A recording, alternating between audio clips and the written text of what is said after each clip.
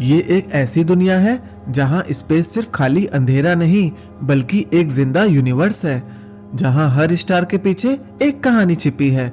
Movie की शुरुआत होती है एक खूबसूरत आउटर स्पेस के सीन से, जहाँ हमें एक स्टार के शेप का नेबुला दिखाई देता है। इसके बाद कैमरा और आगे बढ़ता है और हमें स्पेस के बीच एक मासिव फ्लाइंग स्ट्रक्चर दिखाई देता है, कॉमेट ऑब्जर्वेटरी, एक ऐसी जगह जो गैलेक्सीज के बीच ट्रेवल करती है। यहीं पर रहती है एक मिस्टीरियस और पावरफुल कैरेक्टर रोजालिना, जो एक काम और केयरिंग पर्सनालिटी रखती है। जैसे ही रात होती है, रोजालिना अपने छोटे स्टार फ्रेंड्स को बुलाती है और तभी एंट्री होती है बहुत सारे क्यूट क्रिएचर्स ल्यूमास की। कोई एक्साइटेड होता है तो कोई उदास होता है और कोई मस्ती कर रहा होता है। रोजालिना एक ग्रीन ल्यूमा से पूछती है, क्या तुमने फेस वॉश किया? पहले तो वो हाँ बोलता है और फिर खुद ही नहीं मान लेता है। इससे हमें पता चलता है कि रोजालिना उन सबकी एक मदर जैसी केयर करती है।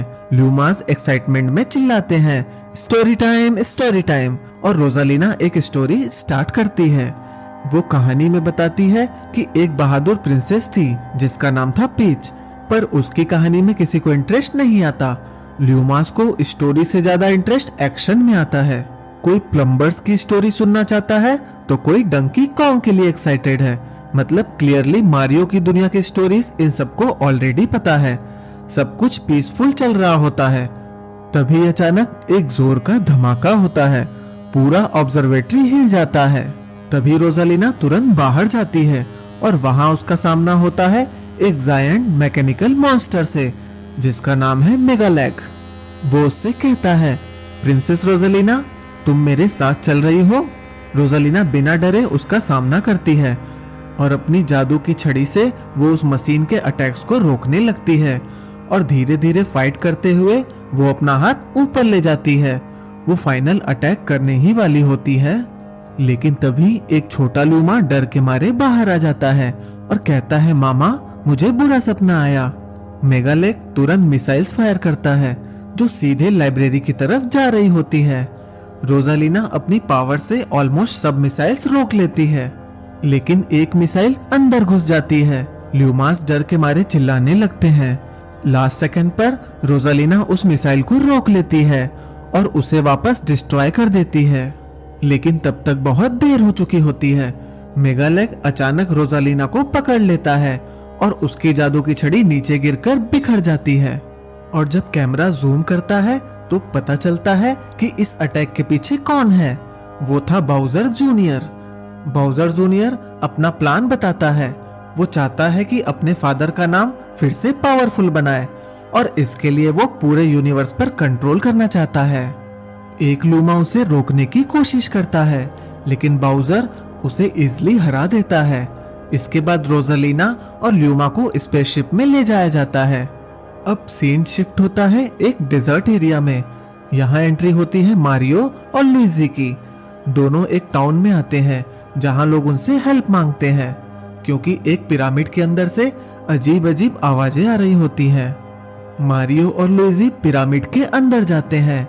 अंदर अंधेरा होता है और काफी डरावनी आवाजें सुनाई देती हैं। लुइजी थोड़ा डर रहा होता है, लेकिन फिर भी मारियो के साथ आगे बढ़ता है। अंदर उन्हें एक टूटा हुआ पाइप मिलता है। जैसे ही वो उसमें देखते हैं, उन्हें लगता है कि अंदर कोई डेंजरस क्रिएचर है और दोनों डर जाते हैं।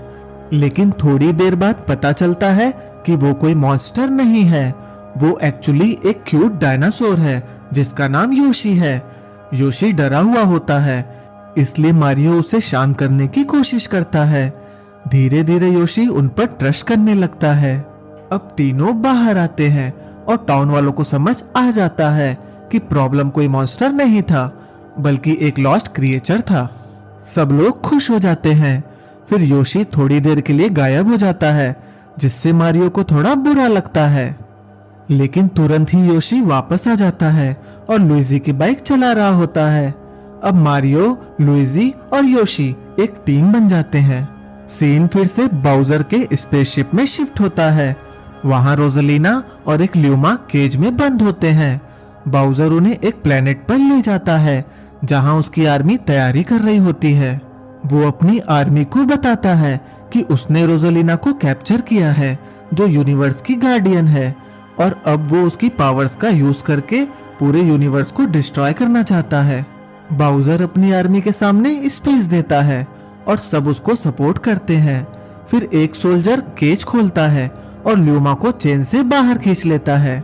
ये देखकर रोजालिना गुस्सा हो जाती है और तुरंत अपने आप को फ्री करके सोल्जर्स पर अटैक करती है। वो ल्यूमा को भागने का चांस देती है और ल्यूमा वहां से निकल जाता है, लेकिन बाउजर तुरंत रिएक्ट करता है। बाउजर अपनी पावर से एक डेंजरस प्लांट क्रिएट करता है जो रोजालिना को पकड़ लेता है और उसे कंट्रोल कर लेता है। अब रोजालिना कंप्लीटली कैप्चर हो चुकी होती है और बाउजर अनाउंस करता है कि अब वो अपने फादर को फ्री करेगा। इधर हम देखते हैं कि मारियो, लुइजी और योशी प्रिंसेस की बर्थडे पार्टी के लिए रेडी हो रहे होते हैं। मारियो एक गिफ्ट लेकर आता है और लुइजी उसे चिढ़ाने लगता है कि शायद उसे प्रिंसेस के लिए फीलिंग्स हैं। मारियो क्लियरली मना कर देता है, लेकिन उसकी बातों से थोड़ा हिंट मिलता है कि वो उसकी केयर करता है। फिर तीनों फेस्टिवल में पहुंचते हैं जहां सब लोग सेलिब्रेशन एंजॉय कर रहे होते हैं। वहां उनकी मुलाकात होती है टोड से। योशी थोड़ी मस्ती करता है और ग्रुप का पार्ट बन जाता है। वहीं मारियो प्रिंसेस को ढूंढने लगता है और फाइनली उसे कैसल के ऊपर अकेला बैठा हुआ पाता है। प्रिंसेस पीच थोड़ी सैड होती है। वो बताती है कि ये उसका रियल बर्थडे नहीं है, बल्कि सिर्फ वो दिन है जब टोड्स ने उसे पाया था। उसे अपनी असली फैमिली के बारे में कुछ नहीं पता और इसी वजह से वो कभी कभी खुद को अकेला फील करती है। मारियो उसे समझाता है और उसे एक गिफ्ट देता है। पीच गिफ्ट को ओपन करती है और उसे एक अम्ब्रेला मिलता है जो उसे बहुत पसंद आता है। तभी अचानक आसमान में शूटिंग स्टार्स दिखाई देते हैं। सब लोग उन्हें देखने लगते हैं। फिर छोटे छोटे ग्लोइंग स्टार पीसेस नीचे गिरने लगते हैं। एक बड़ा सा स्टार सीधा ग्राउंड पर क्रैश करता है। मारियो और पीच उस जगह जाते हैं जहां से एक वीक ल्यूमा बाहर आता है। ल्यूमा प्रिंसेस पीच को देखते ही पहचान लेता है और उससे मिलने के बाद बेहोश हो जाता है। थोड़ी देर के बाद जब उसे होश आता है तो वो पीच को सब कुछ बताता है कि रोजालिना ने उसके बारे में स्टोरी सुनाई थी। वो कहता है कि अगर कभी प्रॉब्लम आए तो पीच ही उनकी हेल्प करेगी। फिर ल्यूमा बताता है कि रोजालिना को एक रोबोट ने कैप्चर कर लिया है और उसे एक डेंजरस प्लेनेट पर ले जाया गया है। पीच ये सब सुन के सीरियस हो जाती है। तभी मारियो और टोड्स रूम में आ जाते हैं। टोड काउंसिल क्लियरली मना कर देता है कि प्रिंसेस कहीं नहीं जाएगी, लेकिन मारियो सिचुएशन को शांत करता है और सबको बाहर ले जाता है। जैसे ही सब निकलते हैं, प्रिंसेस पीच सीक्रेटली डिसीजन ले लेती है। वो टोड को तैयारी करने को बोलती है और खुद एक लेटर लिखती है। फिर ल्यूमा अपनी पावर से उन्हें स्पेस में लॉन्च कर देता है और पीच बिना किसी को बताए निकल जाती है। अगली सुबह मारियो को पता चलता है कि पीच चली गई है।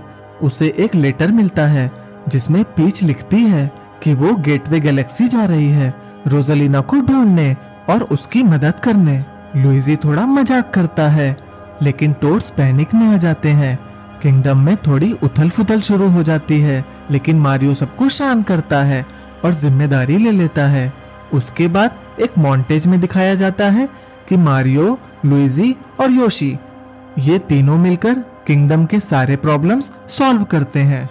वो हर सिचुएशन को हैंडल करते हैं और धीरे धीरे सब कुछ कंट्रोल में लाते हैं। लेकिन फिर एक नई प्रॉब्लम आ जाती है। जूनियर बाउजर का फादर अभी भी छोटे साइज में होता है और अपनी लाइफ को नॉर्मल दिखाने की कोशिश कर रहा होता है। वो मारियो और लुइजी से मिलता है और बहाना करता है कि वो चेंज हो गया है। वो बोलता है कि वो अब पीसफुल है और पिच को इम्प्रेस करने के लिए एक गिफ्ट बना रहा है, लेकिन मारियो उस पर बिल्कुल ट्रस्ट नहीं करता। बाउजर थोड़ी देर के लिए अपना असली गुस्सा दिखाता है, लेकिन तुरंत कंट्रोल कर लेता है और फिर से नॉर्मल बिहेव करने लगता है। तभी अचानक बाउजर जूनियर का स्पेसशिप आ जाता है। बाउजर जूनियर कैसल पर अटैक करता है और पूरा कैसल उठा लेता है। मारियो, लुइजी और योशी तुरंत सबको बचाने लगते हैं और टोड्स को सेफली बाहर निकाल देते हैं। फिर तीनों कैसल के टॉप पर पहुंचते हैं, जहां उन्हें पता चलता है कि कैसल अब स्पेस में है। तभी बाउजर जूनियर उनके सामने आता है और डिमांड करता है कि उसके फादर को रिलीज किया जाए। मारियो सीधे मना कर देता है। इसके बाद फाइट स्टार्ट हो जाती है। बाउजर जूनियर अपनी पावर्स यूज करके अटैक करता है और अपनी ब्रश से अलग अलग वेपन्स क्रिएट करता है। लुइजी सिचुएशन को शांत करने की कोशिश करता है, लेकिन बाउजर जूनियर अटैक कंटिन्यू रखता है। फाइट के बीच में मारियो उसकी ब्रश पकड़ लेता है, लेकिन तभी कमेक एक जायंट मशीन लेकर आ जाता है। योशी स्मार्ट मूव करता है, कमेक को डिफीट करता है और मशीन का कंट्रोल ले लेता है। लेकिन बाउजर जूनियर फिर से सिचुएशन कंट्रोल कर लेता है और चारों ओर उथल पुथल मच जाती है। इसके चलते कैशल का बैलेंस बिगड़ जाता है और वो नीचे गिरने लगता है। मारियो, लुइजी और योशी कैशल से गिर जाते हैं, लेकिन किसी तरह वो बच जाते हैं। कैशल उनके ऊपर गिरने वाला होता है, लेकिन वो लास्ट मोमेंट पर बचकर साइड हो जाते हैं। फिर उनके सामने एक और सरप्राइज आता है। बाउजर फ्री हो जाता है। वो तुरंत भागने की कोशिश करता है, लेकिन मारियो उसे पकड़ लेता है। लेकिन बाउजर तुरंत उस पर अटैक कर देता है और उसे काटने लगता है। मारियो उसे रोकने की कोशिश करता है। तभी योशी अपनी जीप से बाउजर को पकड़ लेता है और उसे निगल लेता है। थोड़ी देर बाद योशी उसे वापस बाहर निकाल देता है। अब बाउजर थोड़ा इमोशनल हो जाता है। बाउजर बताता है कि वो एक अच्छा फादर नहीं था और उसे अपने बेटे से रिकनेक्ट करना है। मारियो उसे बताता है कि उसका बेटा उसे मिलना चाहता है और एक्चुअली उसके लिए ही इतना सब कर रहा है। ये सुन के बाउजर को होप मिलती है। मारियो डिसाइड करता है कि अभी फोकस पीच को ढूंढने पर होना चाहिए। सीन शिफ्ट होता है। प्रिंसेस पीच और टोड स्पेस में ट्रेवल कर रहे होते हैं और फाइनली गेटवे गैलेक्सी पहुंच जाते हैं। वहां उन्हें पता चलता है कि रोजालिना मिसिंग है। पीच को एक फ्लैशबैक जैसा फील होता है, जैसे उसका कनेक्शन रोजालिना से पहले से हो। तभी एक छोटा मंकी उनके पास आता है और हेल्प मांगने का ड्रामा करता है। टोड उसकी मदद करने लगता है, लेकिन वो मंकी उसका बैग चुराकर भाग जाता है। टोड उसके पीछे भागता है और पीच भी उसका पीछा करती है। मंकी एक वेंट के थ्रू अंडरग्राउंड चला जाता है और दोनों उसके पीछे अंदर चले जाते हैं। अंदर एक हिडन जगह होती है जहां काफी डेंजरस क्रिएचर्स प्रेजेंट होते हैं। पीच टोड को क्लोज रहने को बोलती है और दोनों केयरफुली आगे बढ़ते हैं। मंकी उन्हें और अंदर ले जाता है, जहां एक बड़ा अंडरग्राउंड सिटी टाइप एरिया होता है। उधर दूसरी तरफ बाउजर जूनियर अपने स्पेसशिप से अपने फादर को ढूंढने की कोशिश कर रहा होता है। इधर मारियो और उसका ग्रुप जंगल जैसी जगह में ट्रेवल कर रहे होते हैं। बाउजर मारियो से रिक्वेस्ट करता है कि उसे वापस बड़ा बना दे ताकि वो ठीक तरह से फाइट कर सके। मारियो पहले मना करता है, लेकिन बाउजर उसे प्रवोक करता है। फाइनली मारियो गुस्से में आकर उसे हिट करता है और बाउजर अपने ओरिजिनल बड़े फॉर्म में वापस आ जाता है। अब बाउजर फुल पावर में होता है और ग्रुप को लीड करने लगता है। उधर पीच और टोड चेस करते हुए एक स्ट्रेंज कैसीनो टाइप जगह में पहुंचते हैं, जहां ग्रेविटी भी नॉर्मल नहीं होती। वो मंकी को फॉलो करते हुए एक टेबल तक पहुंचते हैं, जहां कुछ डेंजरस कैरेक्टर्स ऑलरेडी बैठे होते हैं। अंडरग्राउंड कैसीनो में प्रिंसेस पीच और टोड का सामना होता है एक डेंजरस गैंग से। उनका लीडर होता है वॉट, जो पीच को देखकर समझ जाता है कि वो बहुत कीमती है। पीच सीधा उससे पूछती है कि मिसिंग प्रिंसेस के बारे में क्या पता है, लेकिन वॉट पहले कुछ भी बताने से मना कर देता है। सिचुएशन क्विकली फाइट में कन्वर्ट हो जाती है। पीच चारों ओर से दुश्मनों से घिर जाती है, लेकिन वो अपनी स्किल्स यूज करके सबको हैंडल कर लेती है। दोनों मिलकर दुश्मनों को हरा देते हैं और आखिर में पीच डायरेक्टली वॉट को पकड़ लेती है और उसे सच बताने के लिए फोर्स करती है। फाइनली वॉट डर के सब कुछ सच बता देता है। वो कहता है बाउजर जूनियर ने रोजलिना को कैप्चर किया है और उसे स्पेस जंग गैलेक्सी ले गया है। ये इन्फॉर्मेशन मिलते ही पीच और टोड तुरंत वहां से निकल जाते हैं। वॉट गुस्से में आकर बाउजर जूनियर को इन्फॉर्म करने का ऑर्डर देता है। इधर दूसरी तरफ मारियो, लुइजी और योशी एक कैसल के पास पहुंचते हैं। वहां गार्ड्स उन्हें रोक देते हैं और कहते हैं कि उन्हें क्वीन से परमिशन लेनी पड़ेगी। कैसल के अंदर जाकर उनकी मुलाकात होती है हनी क्वीन से। लेकिन क्वीन उन्हें पहचान लेती है और उन पर इल्जाम लगाती है कि उन्होंने उनके फील्ड्स डिस्ट्रॉय किए हैं। वो तुरंत उन्हें कैप्चर करने का ऑर्डर देती है। तभी कहानी में एक ट्विस्ट आता है। बाउजर खुद आगे आता है और उनकी जगह पनिशमेंट लेने की ऑफर देता है। बाउजर कहता है कि वो उनके बदले काम करेगा, बस उन तीनों को गेटवे गैलेक्सी भेज दिया जाए। क्वीन उसकी बात मान लेती है। मारियो को थोड़ा सरप्राइज होता है क्योंकि बाउजर पहली बार हेल्प कर रहा होता है।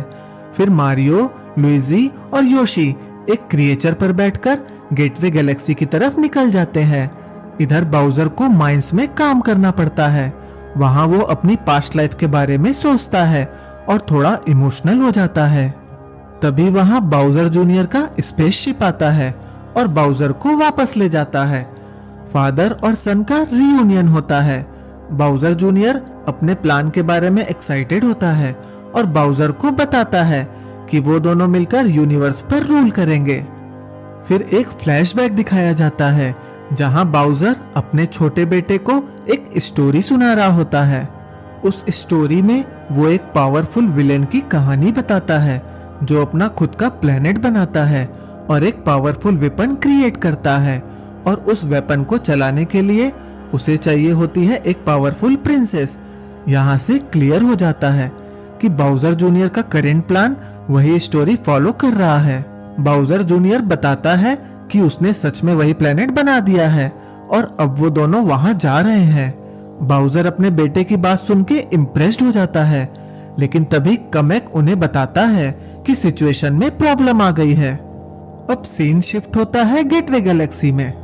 प्रिंसेस पीच और टोड एक इंफॉर्मेशन बूथ पर पहुंचते हैं। वहां एक रोबोट होता है जो उन्हें गाइड करने की कोशिश करता है, लेकिन वो बहुत स्लो होता है। थोड़ी स्ट्रगल के बाद उन्हें फ्लाइट डेक का लोकेशन मिल जाता है। फ्लाइट डेक पर जाकर पीच अलग अलग पायलट से बात करती है, लेकिन कोई भी स्पेस जंग गैलेक्सी जाने के लिए रेडी नहीं होता क्योंकि वो बहुत खतरनाक जगह है। तभी एक नया कैरेक्टर इंट्रोड्यूस होता है, फॉक्स मैक्लाउड। वो एक एक्सपीरियंस्ड पायलट होता है जो रिस्की मिशंस लेता है। पीच उसे कन्विंस करती है और फाइनली वो मिशन एक्सेप्ट कर लेता है। अब स्पेस जंग गैलेक्सी जाने का प्लान रेडी हो जाता है। इधर दूसरी साइड मारियो, लुइजी और योशी गेटवे गैलेक्सी की तरफ आ रहे होते हैं। ट्रेवल के दौरान लुइजी मारियो को सजेस्ट करता है कि वो पीच को अपनी फीलिंग्स बता दे। मारियो थोड़ा अनश्योर होता है क्योंकि वो सोचता है कि एक प्रिंसेस और एक प्लम्बर का मैच पॉसिबल है या नहीं। लुइजी उसे मोटिवेट करता है और कहता है कि पीच लकी होगी अगर वो हाँ बोलती है। फाइनली वो गेटवे गैलेक्सी पहुंच जाते हैं और पीच को ढूंढने लगते हैं। एक फनी मोमेंट में रोबोट फिर से स्लो तरीके से डायरेक्शन बताता है और फिर मारियो और पीच फाइनली एक दूसरे से मिल जाते हैं। प्रिंसेस पीच मारियो को देखकर खुश हो जाती है और मारियो भी उसे मिलकर एक्साइटेड होता है।